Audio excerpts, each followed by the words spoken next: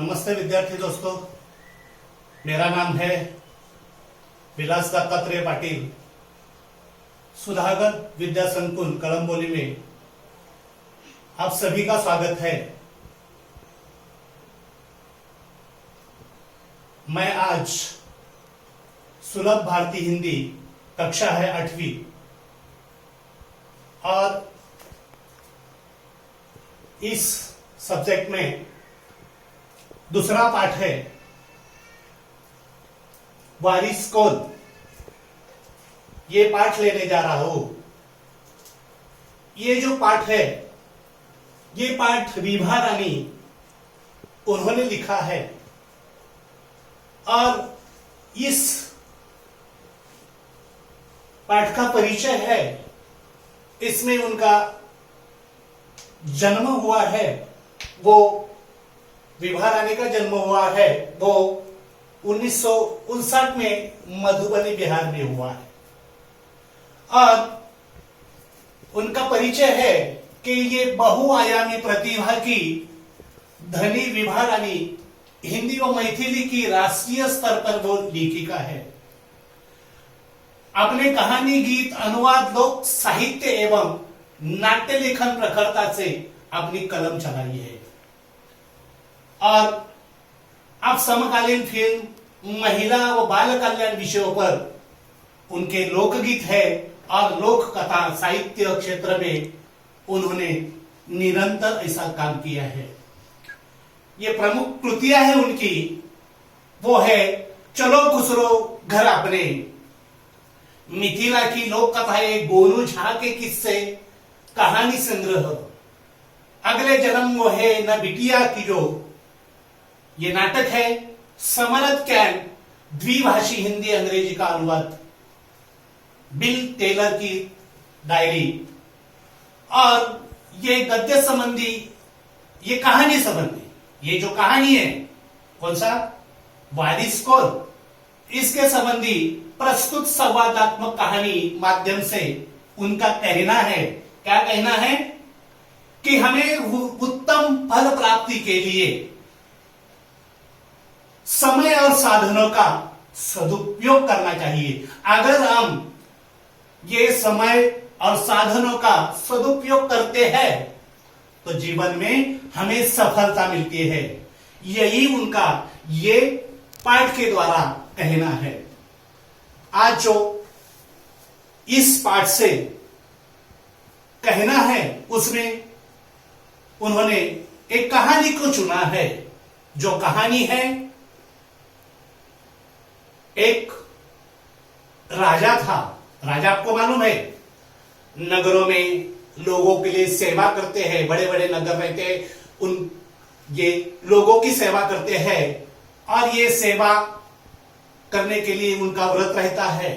अब बहुत बड़ा शहर होता है और लोग कौन सी भी बड़ी बुरी घटनाएं होती है उसमें वो राजा के पास आती है और राजा को वो नगर चलाना होता है। वे ऐसा शहर चलाने के लिए कोई तो चाहिए हमारे घर में।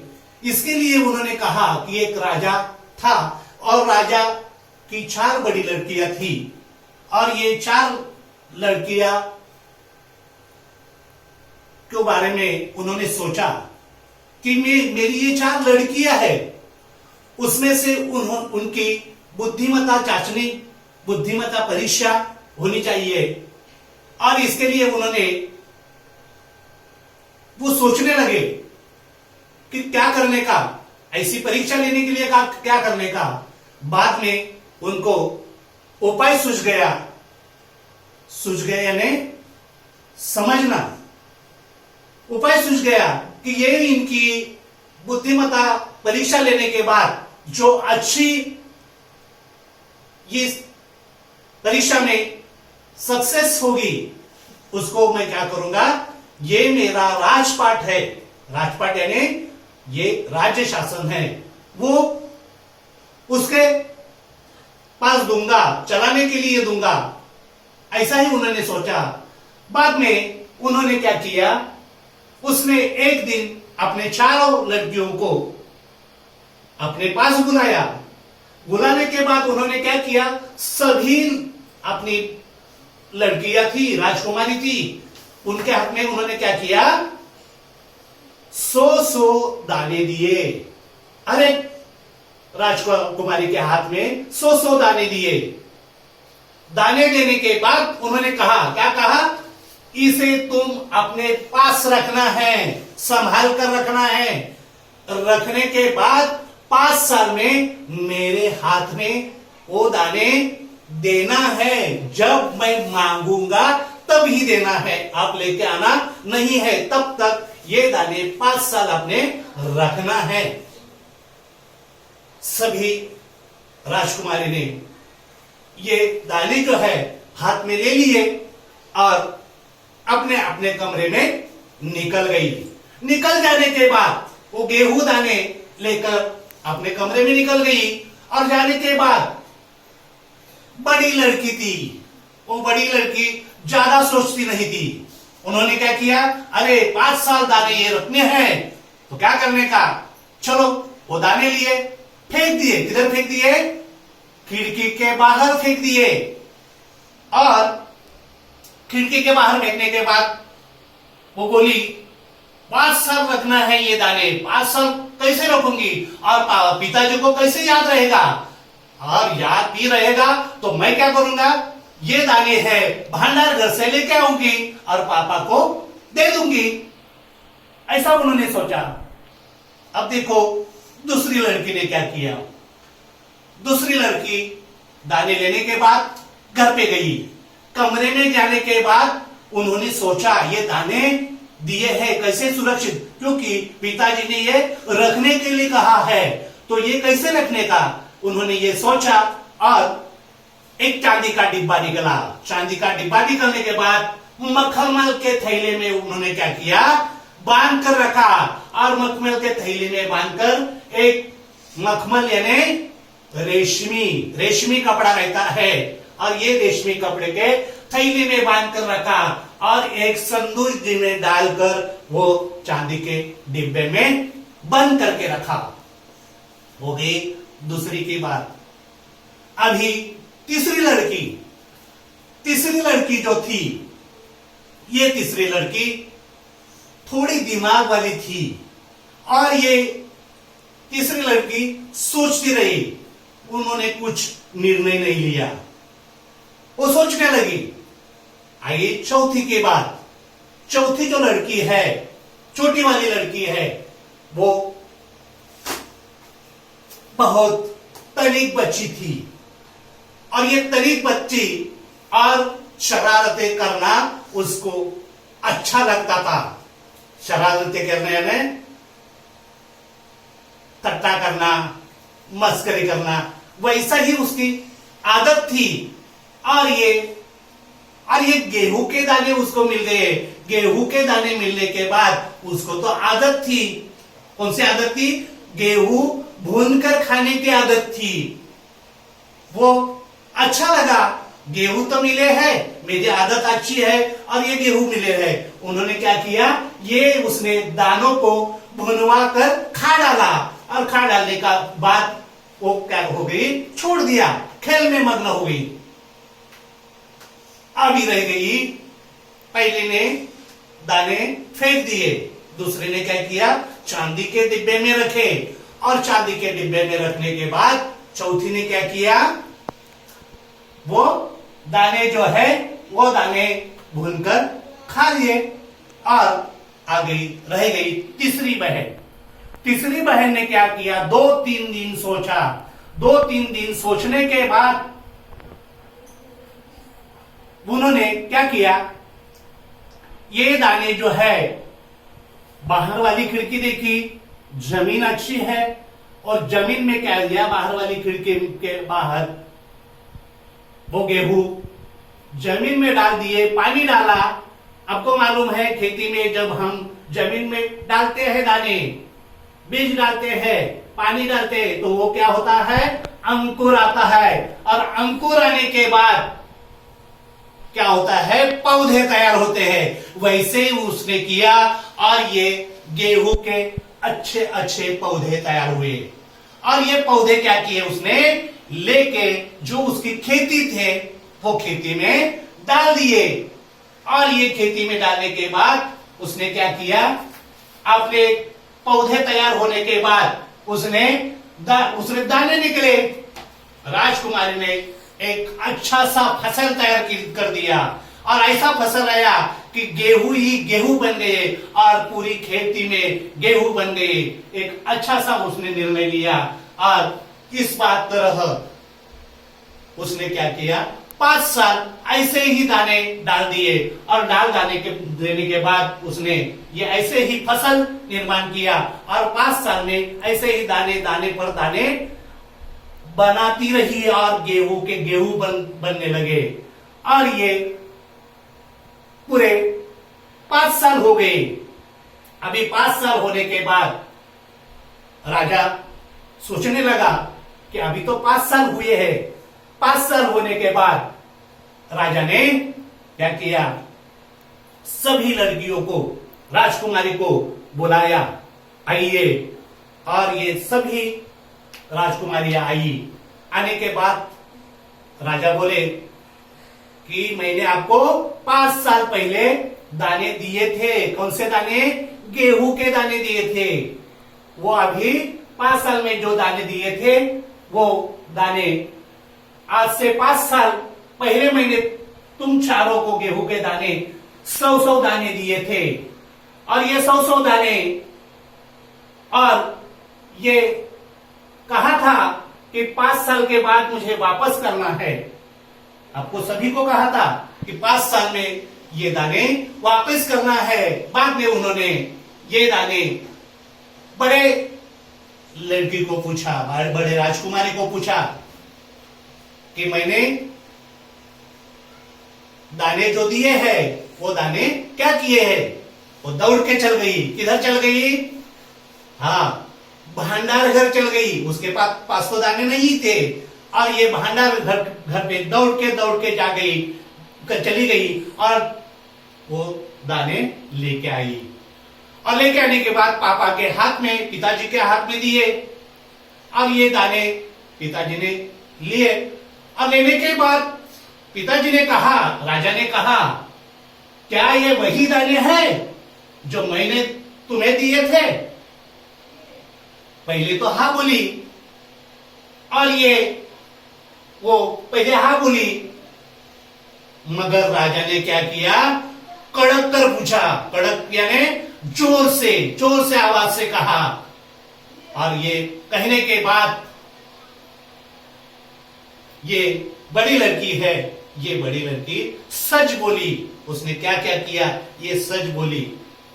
और आ गई दूसरी लड़की की बात। ये दूसरी लड़की, उसने तो क्या किया मालूम है आपको? मखमल के संदूक में, थैली में बांधकर वो चांदी के डिब्बे में रखे थे। वैसा हो चांदी का डिब्बा राजा के पास लेके आई, पिताजी के पास हाथ में दिया। और ये है मैंने दाने ऐसे डिब्बे में बांधकर रखे हैं। और राजा ने क्या किया, वो डिब्बा जो है, ये डिब्बा खोला। खोलने के बाद क्या दिखाई दिया, वो दाने क्या हो गए थे, सड़ गए थे। क्योंकि आपको मालूम है कोई भी ऐसी चीज रहती है, बांध के रहती है तो वो सड़ जाता है। उसने अच्छा सोचा था कि मुझे अच्छा शाबाशी मिलेगी राजा की तरफ से, लेकिन क्या हुआ, ये कोई ऐसा दिमाग लगा के होना चाहिए, काम जो होना चाहिए वो नहीं हुआ। और इसमें से क्या हो गया, ये दाने थे, ये दाने क्या हो गए, सड़ गए। अभी रह गई तीसरी की बात। तीसरी लड़की जो है, ये तीसरी लड़की को पूछा कि तुमने क्या किया उन दानों का? ये लड़की बोली, तीसरी लड़की है, ये बोली कि मैं इसका उत्तर आपको अभी नहीं दूंगी, क्योंकि जवाब पाने के लिए आपको यहां से दूर जाना पड़ेगा, बहुत दूर जाना पड़ेगा। और ये देखने के लिए आपको कल आना पड़ेगा। चलो ठीक है। बाद में राजा ने छोटी वाली, लास्ट वाली जो लड़की है उससे पूछा। अब ये चौथी सबसे छोटी राजकुमारी से पूछा। उसने तो क्या किया, बेपरवाही से उत्तर दिया, उन दानों की कोई कीमत है पिताजी? और वैसे तो ढेरों दाने भंडार में पड़े हैं, ऐसे तो बहुत दाने हमारे घर में हैं। आप तो जानते हैं ना, क्या जानते हैं, भुनाकर दाने खाने की मुझे आदत है। मैं क्या करूंगी आपको मालूम है। वैसे ही ये दाने आपने दिए, मैंने भुनवा कर खा डाले, कोई बात नहीं है। आप तो ना कौन से चक्कर में पड़ते हैं क्या मालूम नहीं पिताजी। तो ऐसा होने के बाद ये राजा बहुत निराश हो गया। निराशा हो गई राजा की। सभी के उत्तर से राजा को बड़ी निराशा हुई। चारों में से अब उसे आशा रह गई तीसरे लड़की की। और तीसरे लड़की की, ये तीसरी लड़की जो है, तीसरी लड़की अभी राजा के पास आ गई। दूसरे दिन राजा के पास आ गई और उसने कहा, चलिए पिताजी, आपको मैंने दिखाऊं कि गेहूं के दाने जो है वो कहां है। वो दाने दिखाने के लिए मैं चलती हूं आपके साथ, चलिए। दूसरे दिन राजा क्या हो गया, रथ पर सवार हो गया। रथ पर सवार होने के बाद महल नगर पार करके खेत की तरफ बढ़ चला। और राजा ने दौड़ते दौड़ते दौड़ते दौड़ते बहुत बहुत दूर जाने लगा। और वक्त निकलने के बाद आखिर राजा ने कहा, क्या कहा कि आखिर कहाँ रथ छोड़े हैं तुमने वो 100 दाने, कहाँ मिलेंगे इतने दूर, कितना दूर आया मैं तो ये दानों को के लिए तुम्हें। बाद में वो रथ है, वो रथ दौड़ गया और दौड़ जाने के बाद बहुत तब तक रथ जो है एक बड़े से हरे भरे खेत के सामने आकर रुक गया। रुक जाने के बाद राजा ने देखा सामने बहुत बड़े खेत में गेहूं की फसल थी, उसकी बालियां में झूम रही थी। राजा ने खुशी भरी, राजा को खुशी भरी हुई। और ये होने के बाद बहुत अच्छा लगा। पूरा खेत गेहूं से भरा हुआ था, बालियां झूम रही थी। राजा ने हैरानी से राजकुमारी की ओर देखा, बहुत अच्छा लगा मैंने जो किया है। और ये 100 दाने दिए हैं, ये अभी दिखाई देते हैं मेरे मन में जो चल रहा था। ये लड़की ने, मेरे छोटे तीसरी वाली लड़की ने अच्छा काम कर दिया। और ये दाने जो है पूरा हरा भरा सब देखने के बाद राजा को बहुत अच्छा लगा। और पिताजी, ये है वो 100 दाने जो आज लाखों लाख दाने के रूप में आपके सामने मैंने 100 दानों के बराबर इतने अधिक फसल का तैयार की है। क्योंकि आपको मालूम है 5 साल में दाने कितने हुए होंगे। 5 साल में वही दाने फिर से डाले, फिर से हुए। 5 साल में वही दाने डाल के कितने लाखों लाख दाने हुए। और ये अच्छा सा काम ये छोटी लड़की ने किया। राजा के मन में था कि चारों लड़कियों की, राजकुमारियों की बुद्धिमत्ता परीक्षा लेनी चाहिए। वो परीक्षा में तीसरी लड़की थी, वो सफल हो गई। और इस सफलता में राजा के मन में खुशी आई कि मेरे मन में जो चल रहा था वो अच्छा काम मेरे छोटे वाले, ये तीसरी वाली लड़की ने किया है।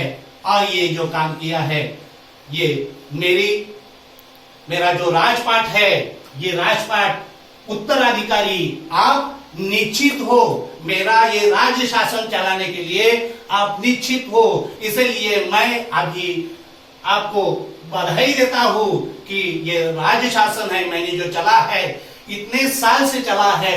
और ये राज्य शासन आप ही चला सकते हो। इसके लिए उन्होंने उससे कहा। और ये विभा रानी के मन में था कहानी से क्या मन में था कि इस कहानी से मन में था कि ये सफलता पाने के लिए समय और साधनों की हम अच्छी तरह से परवाह करेंगे और उपयोग करेंगे तो हमें यश प्राप्ति सफलता मिलती है। यही राजा या ये विभा रानी का कहना था। और ये इस कहानी से यही कहना होता है कि अगर हम सफलता पाने के लिए कुछ कोशिश करते हैं, दिमाग लगाना चाहिए। इस चारों बेटियों से हमें यही मिलता है कि हम देखो, हर एक के दिमाग अलग अलग रहते हैं।